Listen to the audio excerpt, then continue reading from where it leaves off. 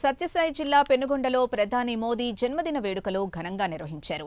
BJP జిల్లా అధ్యక్షులు GM Shekhar ఆధ్వర్యంలో అన్నదాన కార్యక్రమం ఏర్పాటు చేశారు. దేశం గర్వించదగిన వ్యక్తి ప్రధాని మోదీ అని జీఎం శేఖర్ కొనియాడారు. స్వచ్ఛత కార్యక్రమాలు, రక్తదాన కార్యక్రమాలు నిర్వహిస్తున్నారని తెలిపారు. ప్రధాని భారతదేశ ప్రజలందరి ప్రియతమ నాయకులు శ్రీ నరేంద్ర మోడీ గారి 76వ జన్మదినాన్ని పురస్కరించుకుని ఈరోజు దేశవ్యాప్తంగా అనేకమైనటువంటి సేవా కార్యక్రమాలను ఈరోజు చేయడం జరుగుతుంది.